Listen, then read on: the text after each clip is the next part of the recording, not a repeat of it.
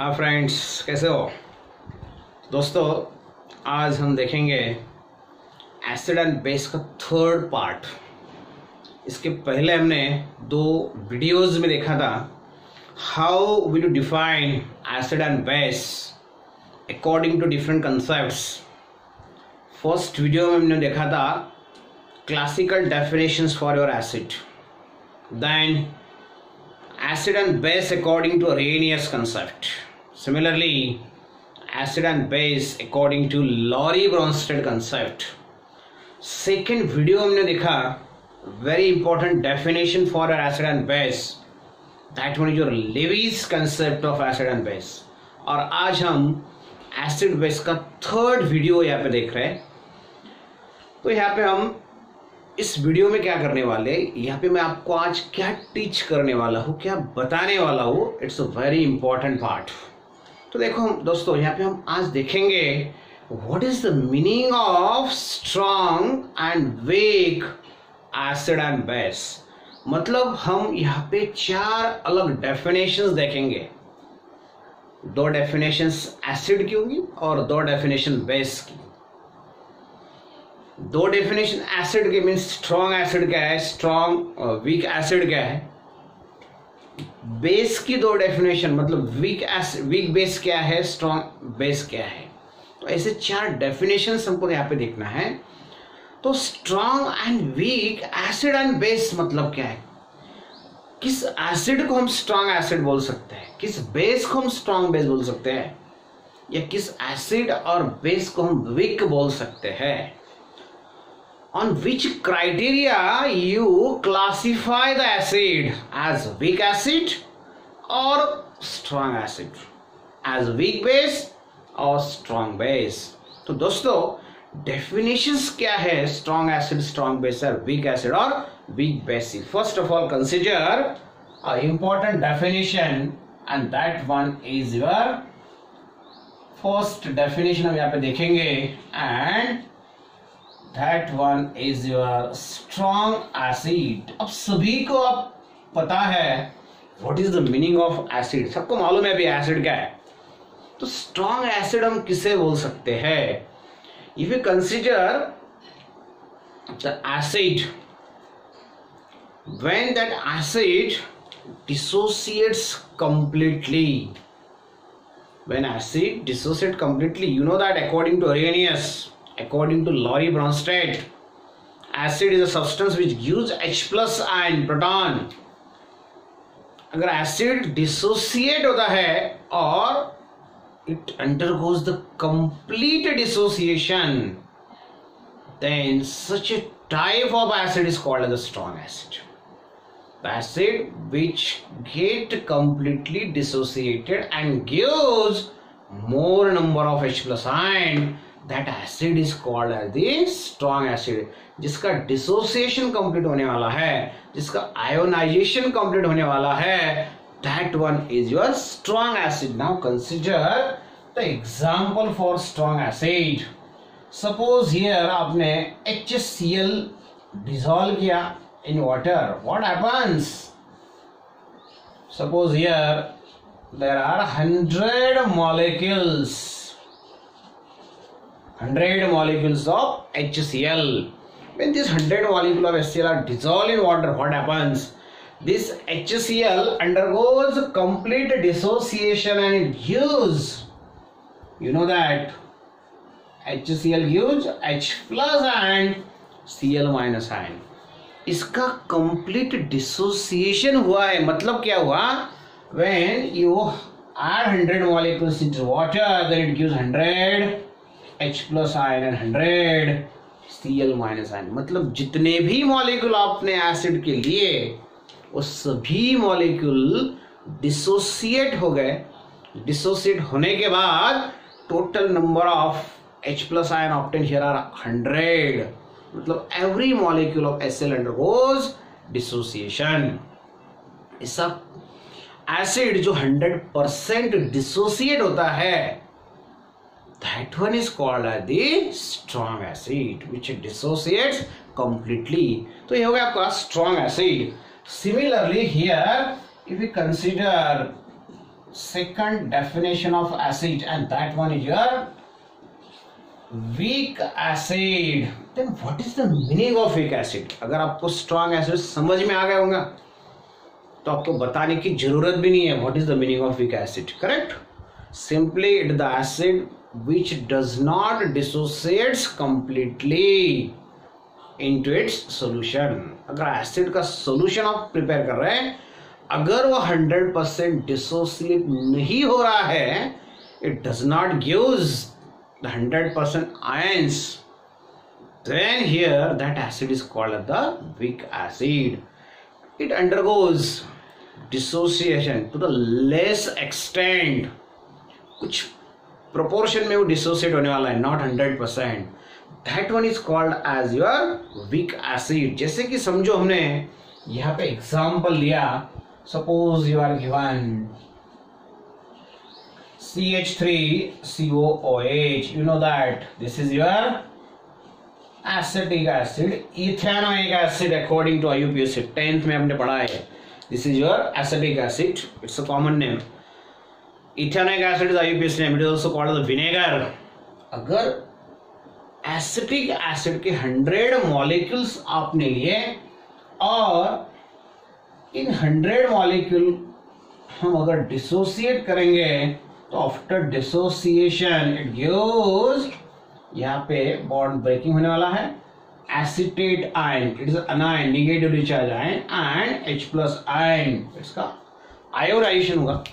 After ionisation mostly 90% of acetic acid, listen carefully, 90% of acetic acid remains as it is undissociated. इसका dissociation नहीं होने वाला. सिर्फ 10%, if just मैं approximate figure आपको बता रहा, just 10% of acetic acid undergo the dissociation. Means out of 100 molecule only 10 molecules dissociate यहाँ पे होने वाले हैं. इसका 100% डिसोसिएशन आयोनाइजेशन नहीं हुआ, मतलब it is not the strong acid, it is your weak acid. तो ये आपका वीक एसिड हो गया. अगर इसका 10% डिसोसिएट हो रहा, 100 मॉलिक्यूल में से सिर्फ 10 मॉलिक्यूल यहाँ पे डिसोसिएट होने वाले हैं, then it gives 10 acetate ion and 10 H+ ion, because 90 molecules acidic acid remains as it is. ऐसा अगर है तो such a type of acid is called as weak acid. तो ये एसिड को हम weak acid यहाँ पे क्लासिफाई करेंगे. तो देखो दोनों एग्जांपल्स आपके सामने, HCl strong acid, acetic acid weak acid. तो दोस्तों यहाँ पे वेरी इंपॉर्टेंट, कौन सा एसिड ऐसे है जो स्ट्रॉन्ग है, कौन सा एसिड ऐसा है जो वीक है. Generally inorganic acids, inorganic acid, mineral acids are strong acids. Acids which are obtained from the mines, that are inorganic acid, that are strong acid, like as your HCl, like as your H2SO4. HCl example हो गया आपका. Second one is your H2SO4, then HNO3. These are the strong acid. Similarly अगर example आप देखेंगे acetic acid, तो दोस्तों ये जो एग्जाम्पल है ऑर्गेनिक एसिड का एग्जाम्पल है. These are the acids which are obtained from plants and animals. Plant animal source जिसका है वो कार्बन एसिड है, ऑर्गेनिक एसिड है, और organic acids are weak in nature. जैसे कि हमने यहाँ पे लिखा एसिडिक एसिड है या तो फिर फॉर्मिक एसिड है, CH3COOH. Similarly here HCl ये जो एसिड है hydrocyanic acid, again it is your weak acid. तो बहुत सारे एग्जांपल्स हम यहाँ पे ले सकते हैं स्ट्रॉन्ग एसिड और वीक एसिड. और जैसे हमने strong and week acid and acid को डिफाइन किया, वैसे ही हम यहाँ पे बेस को भी डिफाइन करेंगे. Therefore consider the third definition. Strong base ज्यादा डिफाइन करने की अभी जरूरत नहीं है, जैसे यहाँ पे हमने देखा वैसे यहाँ पे देखेंगे हम. the base which dissociates completely, that what is called as the strong base. जैसे कि हम एग्जाम्पल देखेंगे NaOH, KOH, these are the strong bases, strong alkalis. When dissolved in water, undergoes 100% dissociation. That's why these are your strong bases. And at the same time, if we consider the fourth definition, that one is your weak base, like as your NH4OH. This NH4OH dissociates feebly in a less quantity. That's why it is your weak base. So दोस्तों, depending on dissociation tendency, these are the four different definition. अगर strong है, चाहे acid है या base, तो वो 100% dissociate होने वाला है. अगर weak है, whether it is acid or base, then it dissociates feebly. तो वो कम extent में dissociate होने वाला है. तो चाहे वो एसिड हो या बेस हो, you have to identify whether that one is your strong acid और वीक एसिड, और स्ट्रॉन्ग बेस और वीक बेस. तो आपको ये आइडेंटिफाई इजीली आना चाहिए. तो दोस्तों, इसके बाद हम देखेंगे what is the meaning of salt. जैसे हमने strong acid, strong base, weak acid, weak base यहाँ पे देखा. उसके बाद very important, that one is your salt. Simply if you consider the salt, salt is the product obtained during the neutralization reaction. Very important concept. Salt is a product obtained during neutralization reaction. तो दोस्तों, ये neutralization होता क्या है? What is the meaning of neutralisation reaction? तो neutralisation reaction क्या है? तो दोस्तों, हमने यहाँ पे देखा what is the meaning of acid, what is the meaning of base. अगर एसिड और बेस कंबाइन हो जाएंगे तो दोनों कंबाइन होने के बाद, दोनों रिएक्ट होने के बाद आपको साल्ट मिलने वाला है. देखो कैसे ये मिलने वाला है. Suppose if you consider the acid HCl when it is combined with NaOH. Already दोनों एग्जाम्पल हमने देखे. HCl is a strong acid, NaOH is a strong base. This one is your strong acid, this one is your strong base. दोनों में reaction होने के बाद यहाँ पे क्या फॉर्म होने वाला है? Very important product. Suppose here we consider this reaction, then there is a formation of this NaCl takes place, plus another product is your H and OH. HOH combines together to give water. Here this one is your salt, this one is your water, and this reaction is called as neutralization reaction. ये जो reaction है, it is called as the neutralization reaction. तो दोस्तों, इस reaction में क्या है? इसमें acid combines with base. Acid base के साथ रिएक्ट होने वाला है, और रिएक्ट होने के बाद यहाँ पे मिलने वाला है साल्ट एंड वाटर. तो मैंने पहले ही आपको बताया था, salt is a product obtained during the neutralisation reaction, in the neutralisation reaction. तो न्यूट्रलाइजेशन रिएक्शन में जो भी प्रोडक्ट आपको मिलने वाला है, that one is your salt. तो न्यूट्रलाइजेशन होता क्या है? How it is defined, how the neutralisation reaction is defined? The reaction between acid and base, it is defined as, listen carefully, when acid combines with base, when acid combines with base, strong or weak, whatever it may be, when acid combines with base to give salt and water, then that reaction is called as the neutralization reaction. When acid combines with base to give salt and water, that reaction is called as neutralization. Why it is called as neutralization? Because here there is a neutralization of properties of acid and base takes place. The properties of acids are neutralized by base, and vice versa, means the properties of base are neutralized by acid. In this way, the properties of acid and both are neutralized. That's why the reaction is called as neutralisation reaction. और neutralisation में जो product यहाँ पे तैयार होता है, form होने वाला है, that one is your salt. Here how the salt is form, from which acid and base it is form. There are 4 types of salt. Therefore now consider the very important type of salts. दोस्तों यहाँ पे how the salt is form, by using which acid which base you prepare the salt. कौन सा acid कौन सा base react होने के बाद साल्ट फॉर्म होता है, depending on that there are 4 types of the salt. And in that first one is very important. First one is salt of strong acid and strong base.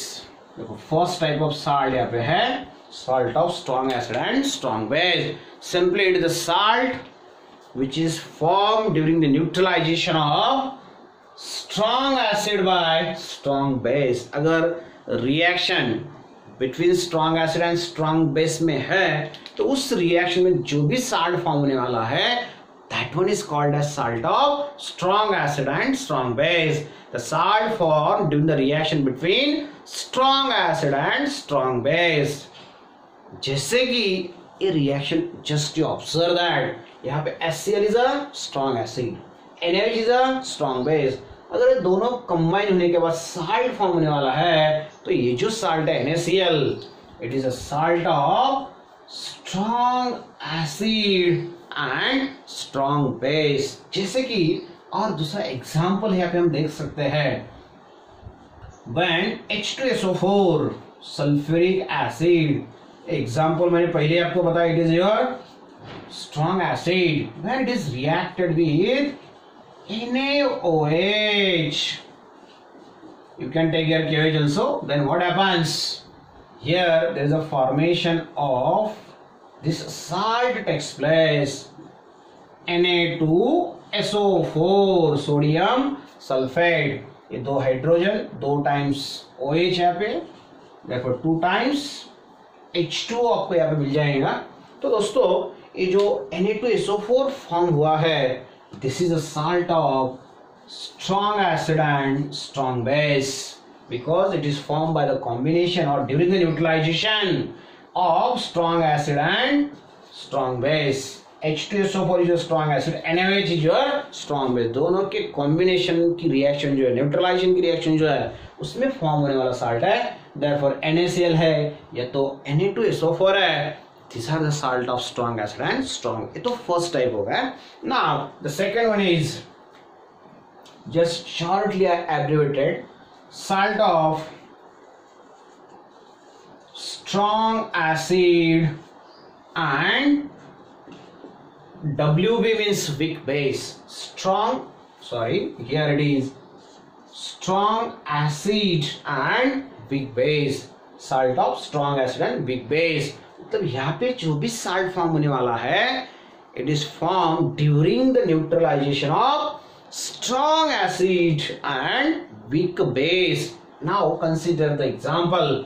Suppose here if you consider the strong acid like as HCl और weak base NH4OH. It is your strong acid, it is your weak base. दोनों combine होने के बाद form होने वाला salt जो है वो है आपका NH4Cl और elimination of water molecule takes place. Acid combines with base to give salt and water. Neutralization reaction आ गया. न्यूट्रलाइजेशन की डेफिनेशन आपको मालूम है. तो ये जो साल्ट है, it is form by the combination of strong acid and weak base. therefore it is a salt of strong acid and weak base. Very simple example. Then third one is, here it is a salt of weak acid and strong base. It is a salt of weak acid. Wa means weak acid, Sb means strong base. यहाँ पे acid weak होना चाहिए और base strong होना चाहिए। दोनों के combination में, न्यूट्रलाइजेशन में जो भी साल्ट यहाँ पे फॉर्म होने वाला है, that one is your salt of weak acid and strong base. Now consider the example. Suppose here the acid given is CH3COH. Example मैंने already बताया. This one is your acetic acid. When this acetic acid combines with strong base like as NaOH, sodium hydroxide, this is your weak acid, this is your strong base.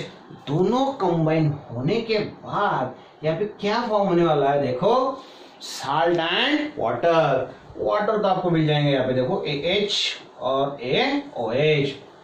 Just this sodium ये hydrogen को replace करेगा, therefore the compound form it CH3COONA, CH3COONA plus H2O, water यहाँ पे मिल गया आपको। तो यहाँ पे देखो वीक एसिड स्ट्रॉन्ग बेस, ये जो साल्ट फॉर्म हो गया है it is salt of weak acid and strong base. Now the fourth category of the salt, already 3 types हमने यहाँ पे साल्ट के डिस्कस कर लिए। First one is strong acid strong base, second one is strong acid weak base, third one is weak acid strong base. तो आपको पता चल जाएगा fourth category of the salt, fourth type of the salt क्या होने वाला है। Fourth one is the salt of weak acid and weak base. दोनों वीक होने चाहिए, एसिड भी वीक, बेस भी weak. Just very simple example, suppose here the acid given is acetic acid which is your weak acid, or base given is NH4OH which is your weak base. देखो यहाँ पे sorry CH3COOH, this one is your acid, यहाँ पे H और OH, water molecule is eliminated and the compound form is CH3COO, CH3COO, just the hydrogen is replaced by NH4 plus this H2O. In this way, the salt form is a salt of weak acid and weak base. This one is your sodium sulfate, strong acid, strong base का salt है. Ammonium chloride. Listen carefully the names. Ammonium chloride. It is a salt of strong acid and weak base. Then third one is it is a salt of weak acid and strong base, which is your sodium acetate. देखो यहाँ पे ये sodium और ये acetate. And fourth one is salt of weak acid and weak base, it is your ammonium acetate. This are the 4 different kinds of salt. तो दोस्तों यहाँ पे 4 डिफरेंट टाइप्स है। Now just we consider the nature of solution of this 4 different salt. ये जो चारों salt है उनका अगर हमने सॉल्यूशन प्रिपेयर किया तो उसका नेचर कैसा रहेगा, उसका नेचर क्या है, उसका नेचर कैसे हम आइडेंटिफाई कर सकते हैं। तो दोस्तों ये नेचर जो है it depends on from which acid and from which base that salt is form. जैसे कि शुरू में देखेंगे हम here in case of salt of strong acid and strong base, अगर इस साल्ट को हमने वाटर में डिसॉल्व किया तो डिसॉल्व होने के बाद मतलब यही रिएक्शन हम रिवर्स कंसीडर करेंगे। देखो ये साल्ट है, वाटर में अगर हम डिसॉल्व करते हैं तो यहाँ पे एक फॉर्म होने वाला है स्ट्रॉन्ग एसिड स्ट्रॉन्ग बेस, दोनों स्ट्रॉन्ग है, इसलिए इसका जो सॉल्यूशन फॉर्म हो जाएगा वाटर में दैट वन इज न्यूट्रल। आपको मालूम होगा 10वीं में आपने पढ़ा है generally there are 3 types of solution, it may be acidic, it may be basic और it may be neutral. Acidic solution जो है उसका जो पीएच है उस बिलो दैन 7 रहता, बेसिक सॉल्यूशन का पीएच जो है अबो 7 है। अगर न्यूट्रल है जैसे आपका वाटर है तो वाटर का पीएच, न्यूट्रल सॉल्यूशन का पीएच, न्यूट्रल लिक्विड का पीएच एग्जैक्टली 7 है। तो यहाँ पे ये जो साल्ट है, इस साल्ट को हम जब वाटर में डिजोल्व करेंगे तो जो सॉल्यूशन फॉर्म होने वाला है उसका पीएच भी एक्जैक्टली 7 आने वाला है। That's why the nature is neutral. So जो दूसरे इसमें क्या आने वाला है, तो ये जो साल्ट इसमें क्या लिखा है हमने, it is salt of strong acid and weak base. तो जब वाटर हम डालेंगे तो उसमें एसिड फॉर्म होने वाला है, मतलब यही रिएक्शन हम रिवर्सिबल कंसिडर करेंगे। तो क्या फॉर्म होने वाला है, स्ट्रॉन्ग एसिड वीक बेस।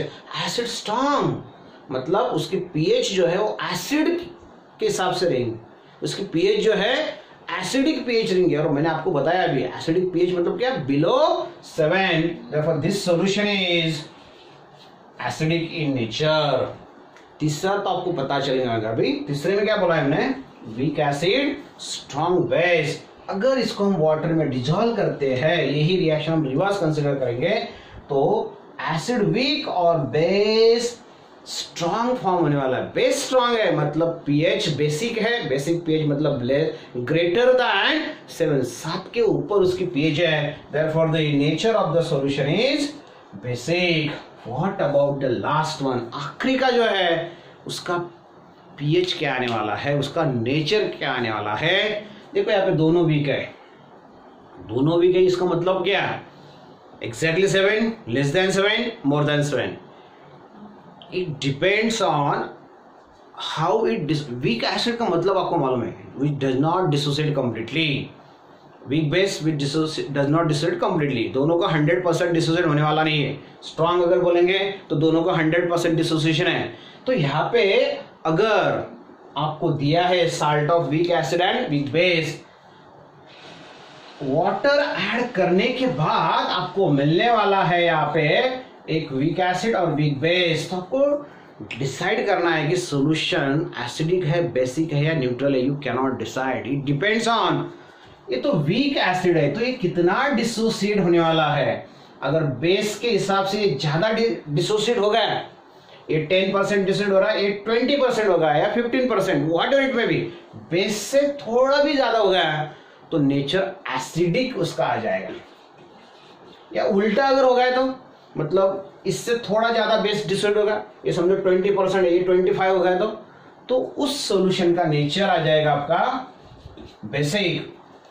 कई बार ऐसा भी हो सकता है दोनों dissociate to the same extent, दोनों 10-10%, दोनों 20-20%, दोनों 50-50%। ऐसा अगर है तो उस सॉल्यूशन का पीएच जो है वो न्यूट्रल है, मतलब 7 पीएच है, मतलब वो एग्जैक्टली 7 पीएच मतलब न्यूट्रल आ जाएगा। तो इट डिपेंड्स ऑन डिसोसिएशन। उसको एक टर्म हम यहाँ पे यूज करेंगे जो कि हम आगे देखेंगे।